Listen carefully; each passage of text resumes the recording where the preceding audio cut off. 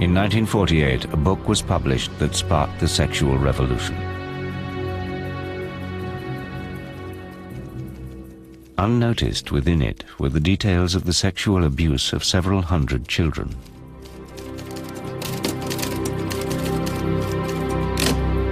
Who were these children? Who were their abusers?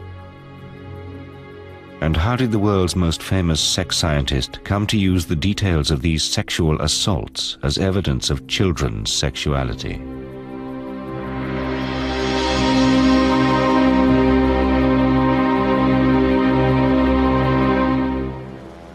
Professor Alfred Kinsey was the father of the sexual revolution.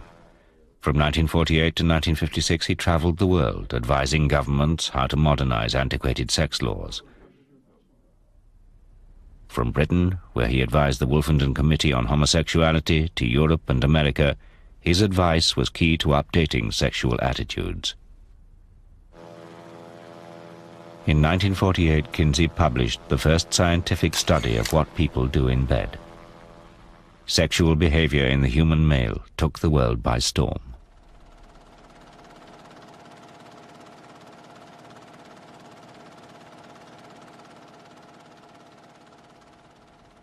When the book came out, it simply hit America.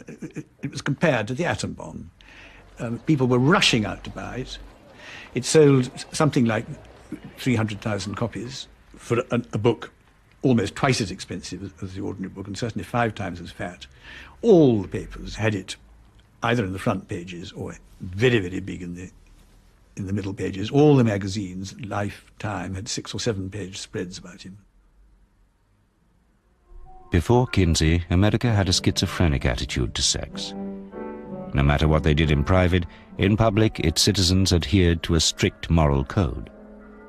The only sex that is sanctioned by society and its legal strictures in the 20s and 30s is sex between people who are married. And even then, there's some interesting, and arcane laws about even husbands and wives. One of my favorites from Northwood, Arkansas, that a man and woman, even if they're married, mustn't laugh while they're having sex, because, that's sex is serious business. Oh, the sexual climate in those days was, well, to put it gently, repressive. Everything was illegal except wet dreams. And so, well, if you had premarital intercourse, that was labeled fornication. If you had extramarital intercourse, that was adultery. Of course, homosexuality was taboo completely. So was animal contact. If you tried petting, you had to be very careful of the age of your partner, or you would be contributing to the delinquency of a minor. You also had to watch your techniques. If there was any mouth-genital contact, by definition, that was sodomy. Literally, as Kinsey once said, if all the sex laws were rigidly enforced, about 90% of the males would be felons. Kinsey's book challenged most known views on sexual behavior. From masturbation to adultery, homosexuality to bestiality, Kinsey's patient research appeared to reveal the reality of America's sex life. We took sex, you might say, out of the closet. We made it possible to discuss sexual matters in the home, in the office, in schools, and even in the media. We sort of broke the taboos. The research was based on the biggest survey of sexual attitudes and behavior ever undertaken. Kinsey invented a highly detailed, confidential questionnaire. His researchers had to learn the complicated code which encrypted both questions and answers. Paul Gebhard was a senior member of the team. Frankly, it was a damnable thing to memorize, and Kinsey forced us to memorize it. He wouldn't let us keep a little guide or cheat sheet or something. We had to memorize it verbally. It was a sheet of paper divided up into columns and lines. And each column dealt with one subject. For example, one column dealt with the frequency of intercourse in marriage. Another column dealt with masturbation. Another column dealt with psychological responses to sexual stimuli, etc. Another thing he did was always to assume that people had done everything. It was never, have you had sex with a pig? It was, when was the first time you had sex with a pig? And as one of his interviewees said, if you hadn't had sex with a pig, you were fine, but if you had, he'd got you. He was in the market for everything. His interview system was so flexible that if you happened to surprise him with something, turned out that you were a hair fetishist or something like that, he would stop and go off on that tangent and explore it to the nth degree. But there was a dark side to the research. One chapter in the book dealt with the previously unresearched subject of child sexuality. It's little known that to get this information, Kinsey cultivated relationships with habitual child molesters. These pedophiles would provide him with accounts of their abuse of children and with their own interpretations of children's sexual development. At the beginning of his research, Kinsey saw pedophilia as really beyond the pale. As he collected more and more data, and as he, again, hoped to promote more and more tolerance, he has a hard time maintaining moral boundaries.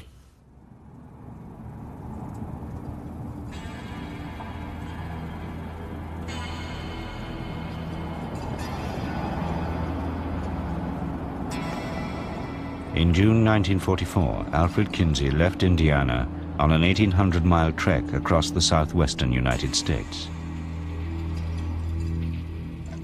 He was going to a clandestine meeting with a man who was to become his prime source of information about child sexuality.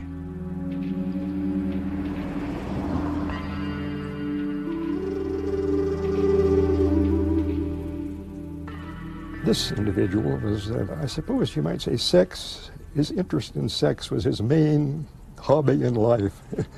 Anything was a sexual object for him. He was interested in having sex with men, women, and children and animals. And he just was curious to see what would happen.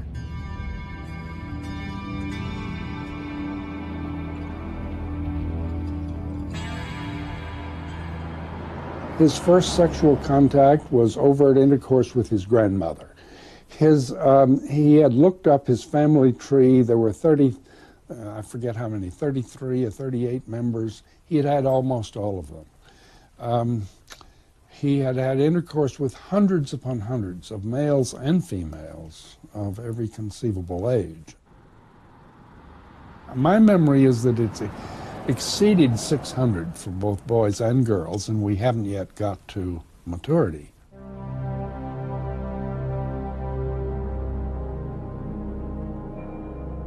The man was a U.S. government land examiner called Rex King. To protect him, Kinsey gave him the code name Mr. Green. His job took him across Arizona and New Mexico, trips he used to prey on children.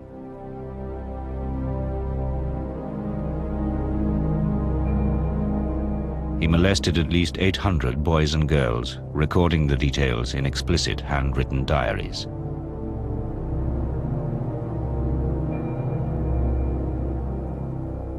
Kinsey was told about Green by his own mentor in sex research, Dr. Robert Dickinson. Dickinson had collaborated with the pedophile for several years and taught him how to record his child abuse in scientific detail. He told him how to measure things and time things, and encouraged him to, he knew he was going to do his ordinary behavior anyway. Dickinson couldn't have stopped him from being a pedophile. But he said, at least you ought to, do something scientific about it, so it won't be just your jollies, it'll be something worthwhile to science. So he gave him some training by letter and correspondence.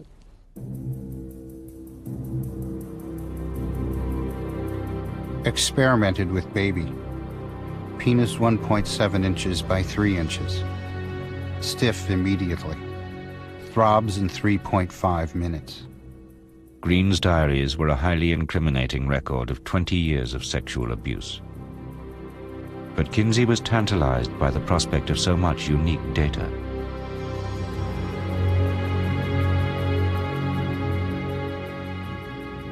I congratulate you on the research spirit which has led you to collect data over these many years. Everything that you've accumulated must find its way into scientific channels. Kinsey worshipped data. Anyone who could contribute to his aggregate data had a very high place in his pantheon of heroes. And when Kinsey learned about this material, he saw it as a gold mine, as a scientific gold mine that would provide information in an area about which science knew very, very little. Kinsey met Green at a secret location in Arizona. Because of the illegal nature of their contents, Green had buried many of his diaries in the desert. Kinsey persuaded him to retrieve them and pass them on to him.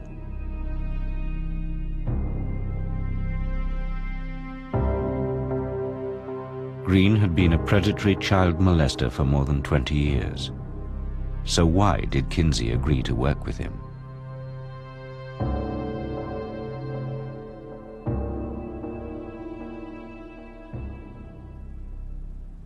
Clarence Tripp was one of Kinsey's closest associates.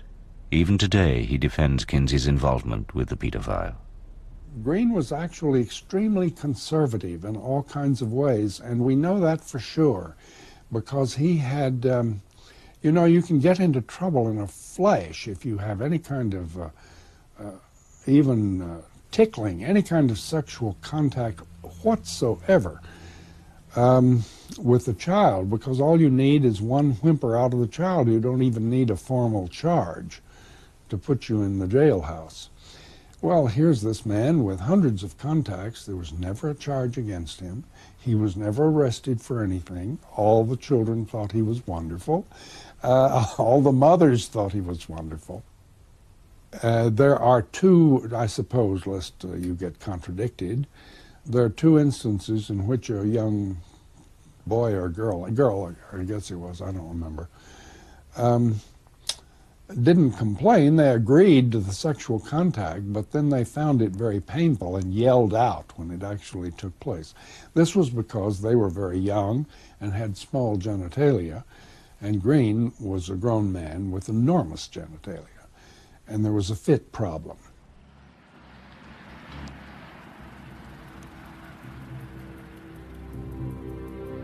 For the next 3 years, Kinsey corresponded regularly with Green. In 1948, he would publish large sections of Green's diaries in his first revolutionary book on human sexuality. But rather than presenting them as the claims of a self-confessed child abuser, Kinsey put them forward as the first ever scientific proof that children were sexual beings from birth.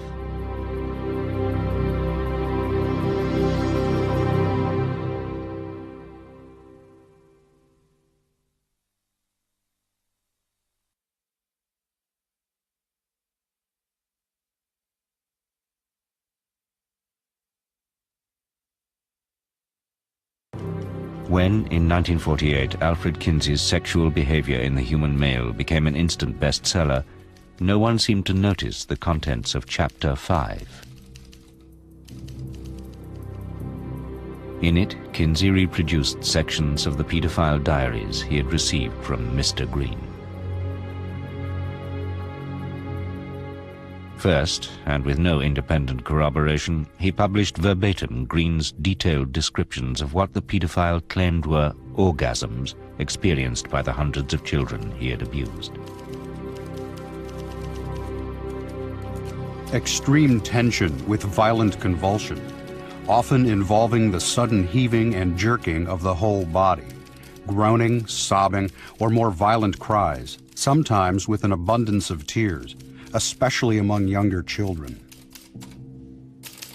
If you read those words, what he's talking about is kids who are screaming, kids who are protesting in every way they can the fact that their bodies, that their persons are being violated. The individual in question, I think, harmed in serious ways a large number of young people. Green had also carried out what he claimed were scientific experiments to determine the age at which boys were first capable of orgasms. For the experiment, he masturbated 317 infants and children from 2 months to 15 years old, recording which ones achieved what he interpreted as orgasms. Kinsey reproduced this as Table 31. In Table 32, he laid out the time it had taken Green to bring each of these children to these so-called orgasms. Green also claimed that his experiments proved that, given sufficient adult stimulation, some of the boys were capable of multiple orgasms. Again, with no way of checking the claims, Kinsey simply reproduced them as scientific fact. Finally, in Table 34, Kinsey set out Green's notes on the time it had taken him to masturbate the children to multiple orgasms. The average interval between the first and second climaxes ranged from less than 10 seconds to 30 minutes or more. Even the youngest males, as young as 5 months in age, are capable of such repeated reactions. The table suggested that some children, including a 4-year-old boy, had been masturbated over a 24-hour period. In his book, and based primarily on Green's information, Kinsey claimed that children could, with the assistance of an experienced adult, enjoy sexual activity from the moment they were born. It was a revolutionary claim that overturned all previous scientific knowledge about the development of child sexuality. But the claim and the experiments that lay behind it have alarmed Kinsey's critics, particularly those who campaign for a return to traditional values. We have a whole chapter here in which children have been tortured for this so-called scientific data. And this is the calculations of those abuse data into tables to promote this as scientific to the world. An assessment of these data suggests that at minimum 317, at maximum 1,200 and some boys were being sexually raped around the clock using stopwatches. Because of its illegal origins, Green's material was a closely guarded secret. Only a trusted inner circle knew of its existence. It was illegal, and we knew it was illegal, but it's very important for people to study childhood sexuality. In other cultures, anthropologists can sometimes do this, but in our culture, it was because of our insistence that children are non-sexual, studying childhood sexuality was essentially impossible, except, for this case like Green. And so he contributed a fair amount to our knowledge of, and when I say our knowledge, I mean medicine's knowledge of sexuality in children. But some of Kinsey's team questioned both the morality and the scientific validity of using the material. Well, when I saw the table on time to orgasm when infants are stimulated, carried out to the fraction of a second, I thought it was an absurd page in science. But to actually stand there with a stopwatch and have somebody or oneself stimulate the infant and time it to the split second was simply so gross that I didn't feel it had a place in a scientific book. Remember that Knowles, who I've never met, was he's a very upstanding kind of man. He was damaged in childhood with all this morality. And then he had this peculiar moralistic wife, I'm understating it, and through all this, it sounded to him like pure sin. Whether or not I had a moral objection to it, and I did, but that was not the point. It was that this was a scientific book. He was proud of its being scientific. And here was some completely unevaluated, potentially important stuff carried out to absurd numbers, fractions of a second. It was irrelevant. It was unworthy of him as a scientist. 50 years after Kinsey first published Green's pedophile diaries as scientific fact, the Kinsey 'n' Company Kinsey Institute has been forced to defend his involvement with pedophiles. The Kinsey Institute has been forced to defend his involvement with pedophiles. The Kinsey Institute has been forced to defend his involvement with pedophiles. The Kinsey Institute has been forced to defend his involvement with pedophiles. The Kinsey Institute has been forced to defend his involvement with pedophiles. Director John Bancroft accepts that the scientific reliability of Green's diaries was dubious, but believes Kinsey was justified to make use of them.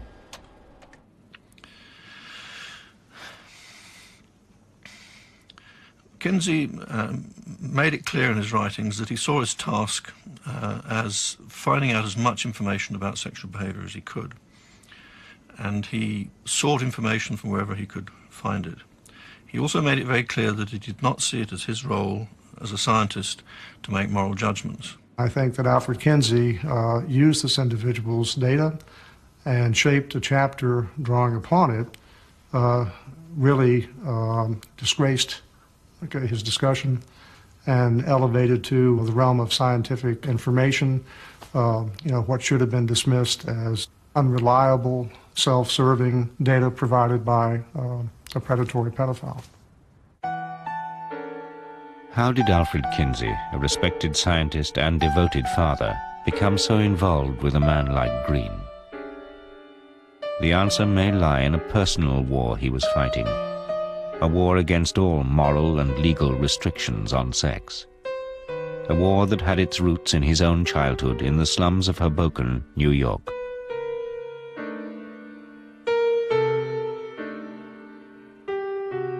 His parents were very poor, and Kinsey's life was dominated to begin with by poverty, very religious, repressive, not just sexually in every way, drink, smoking, Methodist religious background. The family was almost friendless. They were so religious. There are examples of him praying to be allowed to stop masturbating. He remained religious until into his 20s. He then lost his religion, and he turned with fury on religion. He thought it was hypocritical. The repression, the frustration, sexual frustration he'd experienced as a result of his father's strictures, that anger remained with him all his life. Kinsey's close colleagues believed that this anger fueled his research. To carry out the research, Kinsey believed his key staff needed personal experience of a wide variety of sexual behavior. To ensure this, he encouraged them to have sex with each other.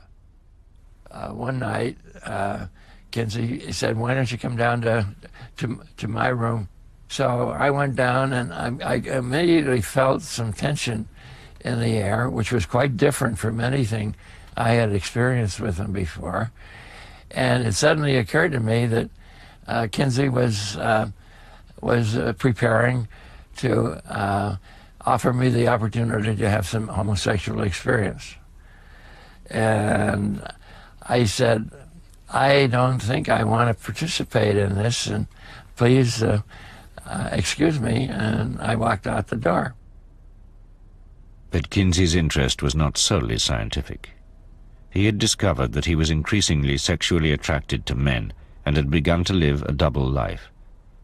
In public, he appeared to be a happily married, respectable academic. In private, he sought out homosexual encounters. But these were illegal, and he was forced to keep them secret.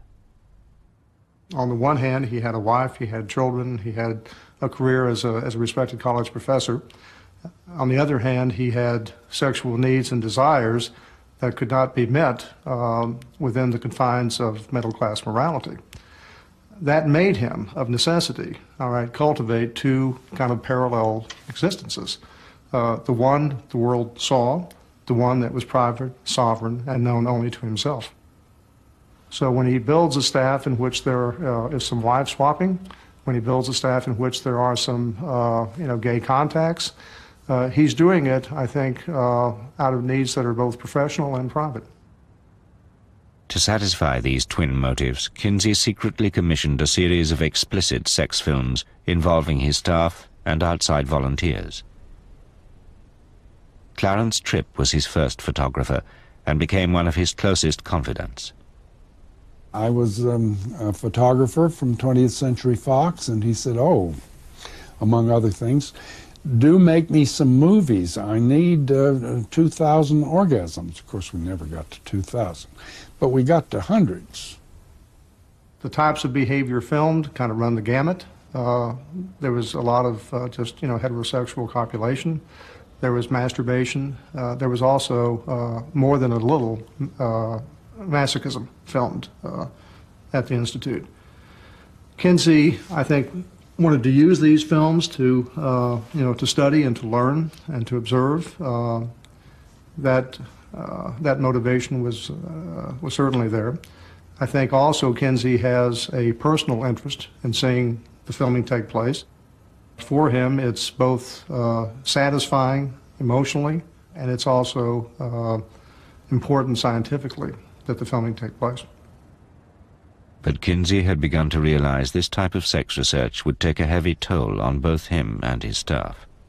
When Kinsey first hired me to do pictures, he said, I want to warn you of something.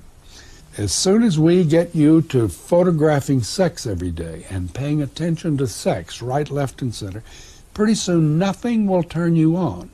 Nothing in the area, nothing visual will turn you on, because you'll lose all those sensitivities. As he immersed himself ever deeper in human sexuality, the effects on Kinsey were becoming difficult to hide. Torn between the demands of his public image and his private sexual needs, his behavior became increasingly self-destructive. A strong association developed in him that in order to have sexual pleasure, he also had to pay for it in pain. Kinsey, on one occasion, circumcised himself with a pocket knife without anesthesia or anything else.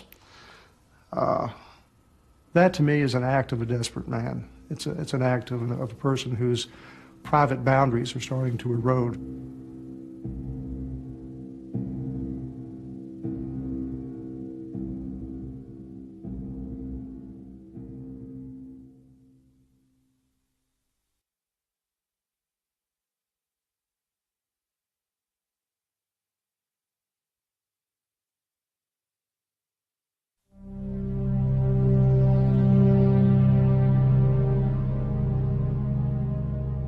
In 1947, Kinsey sent the final proofs of his chapter on child sexuality for approval by the paedophile he codenamed Mr. Green. Much of it came from Green's child abuse diaries, which has called into question its value. The fact that it's only one person in itself weakens its scientific value, but doesn't remove it. We've known of a few people of this kind who have kept detailed recordings of their sexual exploits over a long period of time.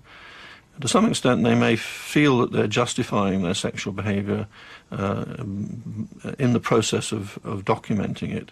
And I think one has to be rather cautious about accepting their information just at face value. Kinsey's critics say that whether or not the material was scientific, he should have reported Green to the police. But the Kinsey Institute rejects this. It's inconceivable that one could do research in that way, give people guarantees of confidentiality, and then when they've given you the information say, well, I'm afraid I'm going to have to report you to the police. That would be immorality in my book of the highest order. Some of Kinsey's other defenders claim that Green had long ceased to be an active child abuser by the time he met Kinsey, and so there was no need to report him to the police. But the Kinsey Institute refuses to release Green's diaries, which could corroborate this. Only trusted Kinsey supporters are allowed access to them. By convincing them that I was not against Kinsey, but concerned to find out what he was really like, and as they got used to me and realized that I was honest and sincere, I did finally get into, I think, everything I could reasonably have expected. But Jonathan Gaythorne Hardy's notes, taken during his access to Green's diaries, suggest that the paedophile was sexually active until 1954, more than 10 years after he first met Kinsey.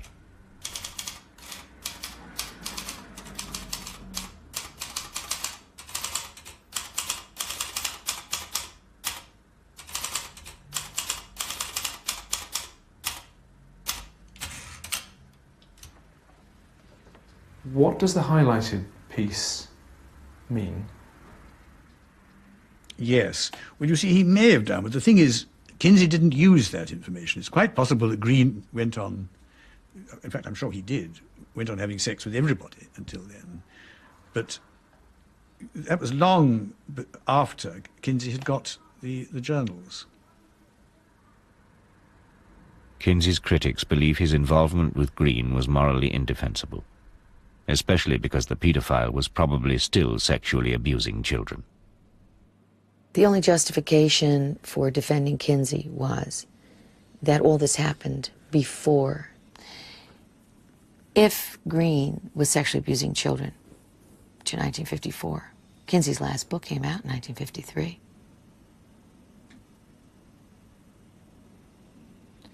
That certainly would mean that all of that violence and all of that abuse was going on throughout the entire time Kinsey was collecting these data. Wouldn't it? Green was not the only pedophile providing information to Kinsey. We got them in prisons, a lot of them, because we had the prison records of these people. So we'd say, give us a list of everybody in San Quentin who's sent up on pedophilia charge, and we'd go after them. So we got a lot that way.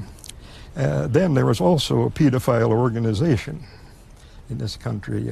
They cooperated with us, and some of them who were not, of course, not incarcerated, they came and gave us information. Not all of the pedophile information arriving at the Kinsey Institute in Indiana came from within America. There was a man in Germany who was a pedophile, and he wrote Kinsey. And he was interested in information about pedophilia, and he offered his own case history. Of course, Kinsey couldn't go to Germany to get it, but he wrote him questions in a letter, and they carried on quite a correspondence. And we were learning some interesting things about pedophilia in Germany, you might say. The pedophile was Dr. Fritz von Baljusek, a former senior Nazi Party official. Before the war, he had been a stormtrooper. During the war, he had commanded a ghetto in an occupied Polish town. During all this time, and in the years that followed, he sexually abused hundreds of pre-adolescent girls and boys. He recorded the details in pseudo-scientific diaries in which he claimed to have masturbated and penetrated the children to assist their sexual development. At Kinsey's request, von Baljusek sent his diaries to Indiana. But then one of his victims was murdered.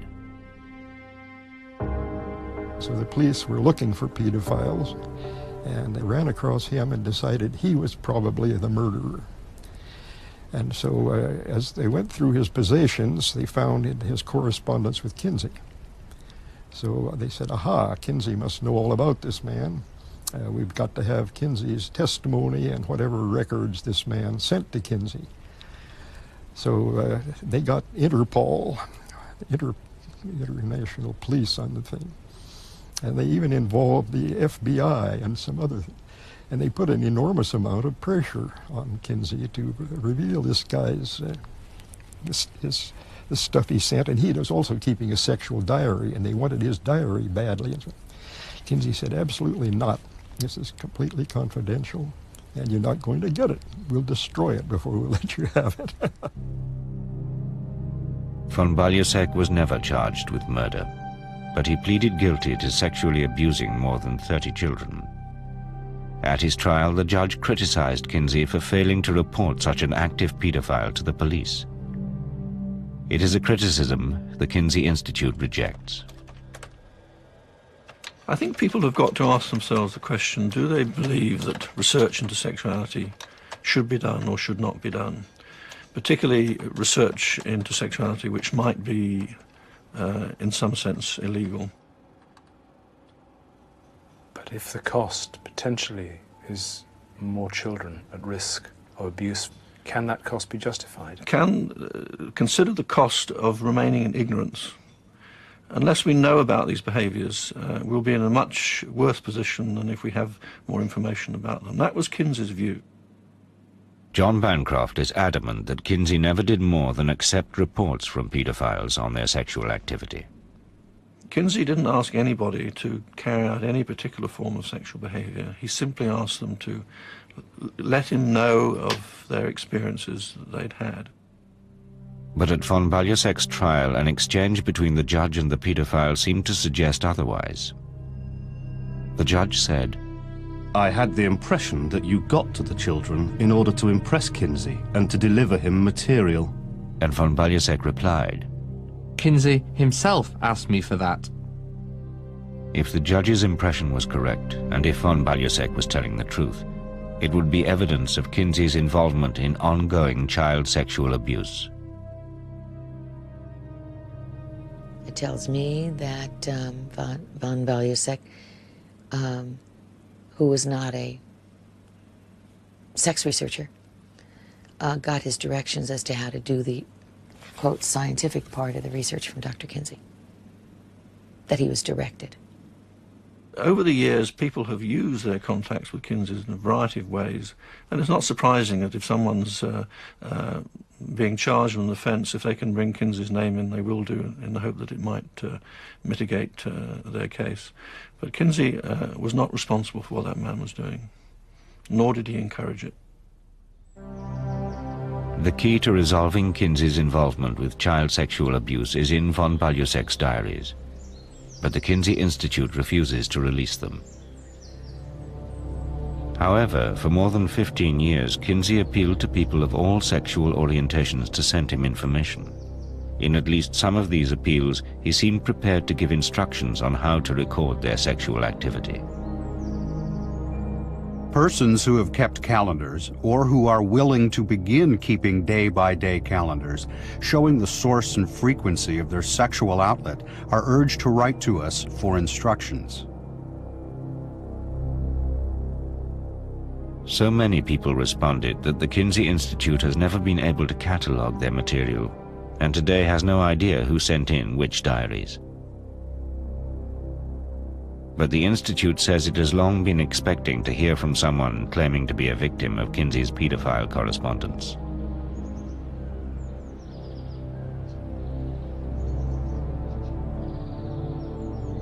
Esther White is the first person publicly to make this claim.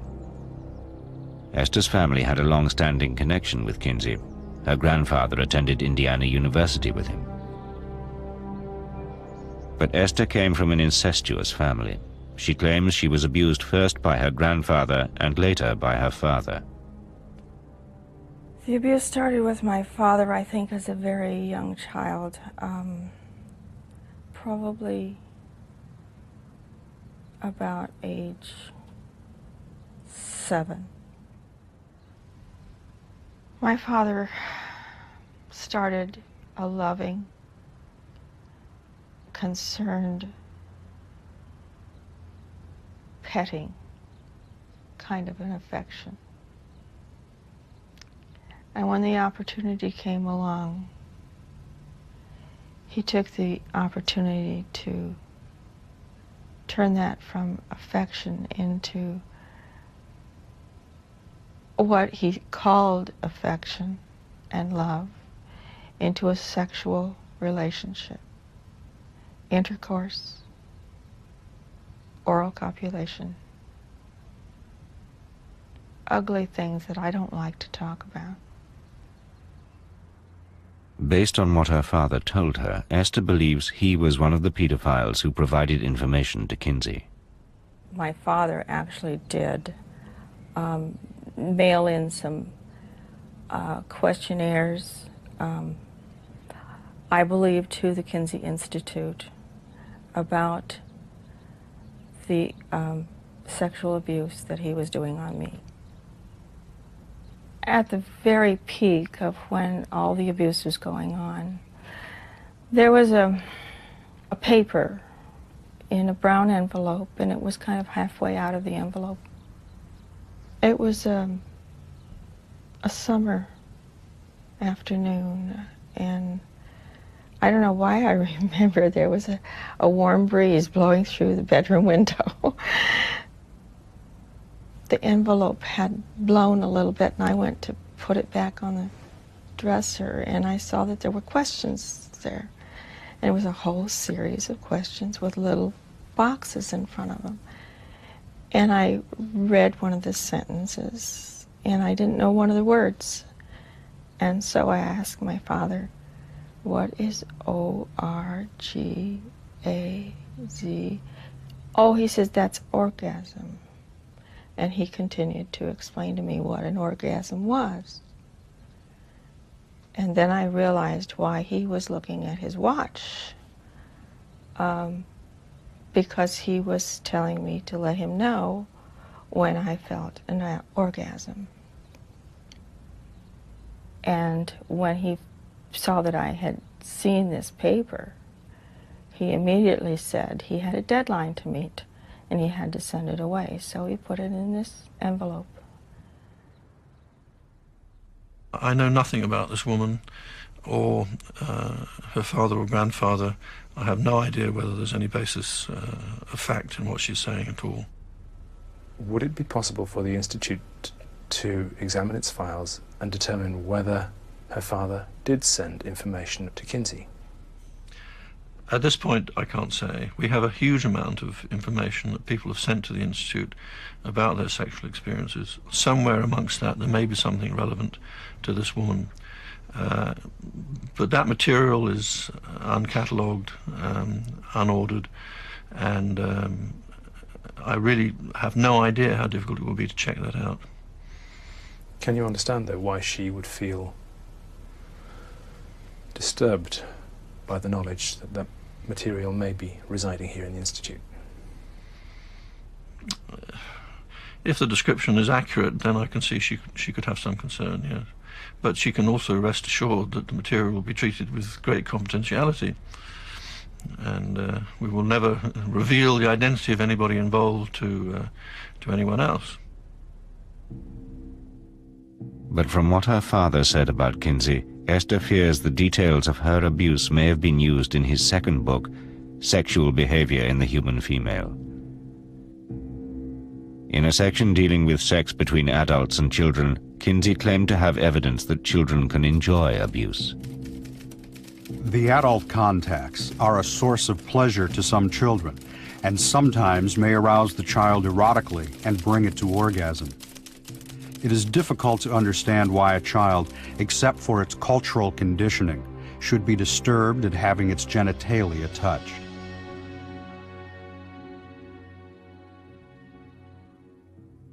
But for Esther, some memories are so painful they stand out even 50 years later. My school was going to have a little operetta. When I got on stage, I was so scared because I knew what was going to happen on the way home. My father put me in the back seat and, of course, continued to sexually abuse me. But I looked out the back window and there was a gorgeous, beautiful moon and stars. And it's very difficult to say it.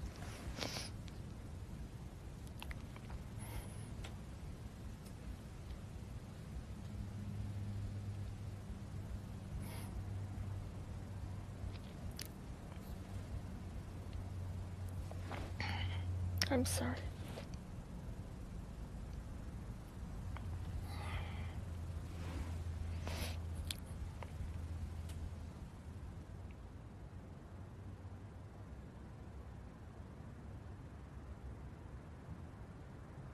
It was a very painful memory to remember. But I was crying so hard that the tears were running into my eye, out of my eyes and down into my ears. And I was crying and my sinuses were so filled up I couldn't breathe. And my ears were filling up with water. And I just had a fear, I'm going to die.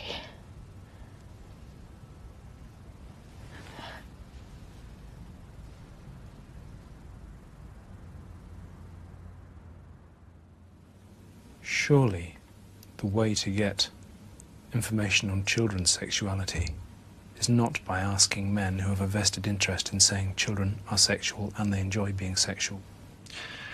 Nobody has said that the best way of getting information about childhood sexuality is by talking to paedophiles. Kinsey didn't say that. He simply reported some information of that kind because he thought it was worthy of consideration. Based on Kinsey's writings, he approved fully and wholly of adult-child sexual interactions, what he called play or interactions. Not only that, he recommended that adults could effectively aid children in better sexual lives by giving them quote-unquote orgasms at a very early age. Without help from more experienced persons, many pre-adolescents take a good many years to discover masturbatory techniques that are sexually effective. It is probable that half or more of the boys in an uninhibited society could reach climax by the time they were 3 or 4 years of age. In his final years, Kinsey would testify before legislatures and courts that pedophilia was a less dangerous problem than public intolerance of it. Kinsey said some of the most brilliant things imaginable about that. Pedophilia is an almost non-existent kind of crime, and the thing that he hated most about it is that people use words like child molestation. What is that? Nobody knows. Abuse of children, are they talking about bollocks them against the ear or hitting them with a stovepipe? Are they talking about tickling them a little? Are you talking about fondling? You're going to put fondling and death attacks in the same group?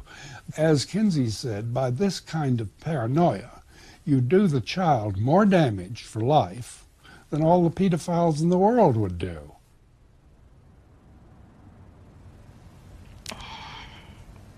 Pedophiles are very sad people. I think the fact that they're even taking the information from a pedophile perpetuates the abuse. It glorifies it to that pedophile. Esther White wants an independent inquiry into Kinsey's involvement with pedophiles, and an investigation of the child abuse diaries still locked inside the Institute. Those archives need to be opened up so people can understand that if they feel they were connected with the Kinsey Institute, that they can go back and know for sure. But Kinsey's surviving colleagues say their original promises of confidentiality make this impossible. We were asking people to put their careers and their marriages on the line by talking to us. To ask them to place that much trust in us, we had to be absolutely trustworthy. We were willing to go to jail if need be, or destroy the records if need be. We've thought about that on several occasions. What, destroying the records? Yeah. Because I even thought about it recently when some of the politicians started getting interested in the Institute. And there was a senator from Texas that wanted a congressional investigation of the Institute and its records. Then there was a local senator in Indiana, Burton. He wanted the Institute investigated. You know, they all said, oh, you probably have, case histories of sex criminals, and we'd like to get those records so we could catch these people, that sort of. And when they start talking like that, then we seriously think, what would happen if we started facing court orders, or if search people came in with a warrant to seize what we had? Yeah, so we've made precautions. What sort of precautions? All we have to do is destroy the code and some card files, and that does it. Then the case histories are absolutely unreadable. The Kinsey Institute says it will not destroy its records. It is republishing both of Kinsey's original volumes, including all the material provided by pedophiles. They're going to be republished. I would like to stop that. I don't know how to do it, but I would like to do that.